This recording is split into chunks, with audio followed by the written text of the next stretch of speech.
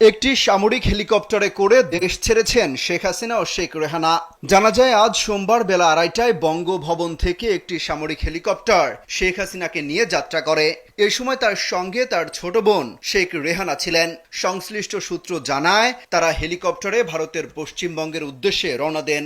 এদিকে বার্তা সংস্থা এএফপি জানিয়েছে শেখ হাসিনা ও তার ছোট বোন শেখ রেহানা নিরাপদ স্থানে চলে গেছেন। শেখ হাসিনা যাওয়ার আগে একটি ভাষণ রেকর্ড করে যেতে চেয়েছিলেন, কিন্তু তিনি সেই সুযোগ পাননি। এদিকে গণভবনে ঢুকে পড়েছে ছাত্র জনতা। গণমাধ্যমের লাইভ ফুটেজে দেখা যায় বিভিন্ন জিনিসপত্র ভাঙচুর চালাচ্ছেন তারা, নিয়ে যাচ্ছেন হাতে করে। খামেরা তো দাগ হয় কিভাবে? এই যে ভাবি, দাগও যাবে রাগও যাবে। নিন চাকা সুপার হোয়াইট।